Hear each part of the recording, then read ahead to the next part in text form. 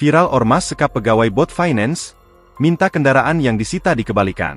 Polisi menetapkan 5 anggota organisasi masyarakat, ormas, yang menyekap seorang pegawai Bot Finance di Surabaya, sebagai tersangka.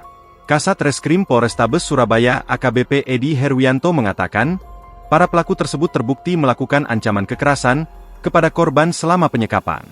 Setelah pemeriksaan dan ditemukan bukti dalam video, yang bersangkutan, pelaku, melakukan ancaman kekerasan terhadap korban, kata Edi, Jumat, 18 Juli 2025. Akan tetapi, Edi tidak menjelaskan secara detail identitas para pelaku penyekapan pegawai Bot Finance tersebut.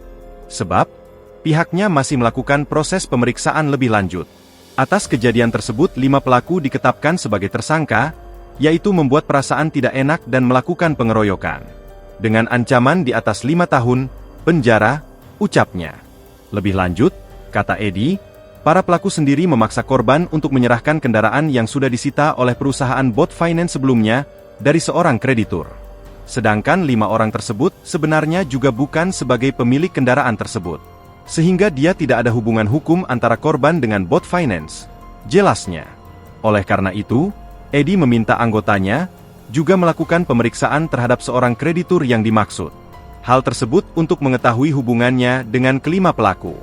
Diberitakan sebelumnya, berdasarkan video yang diunggah akun Instagram Jack News, terlihat sejumlah orang tengah berdiskusi di suatu ruangan.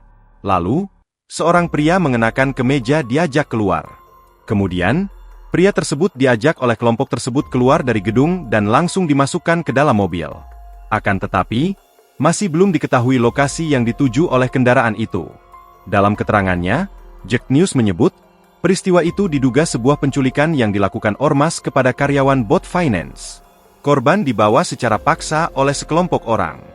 Download Tribun X sekarang, menghadirkan lokal menjadi Indonesia.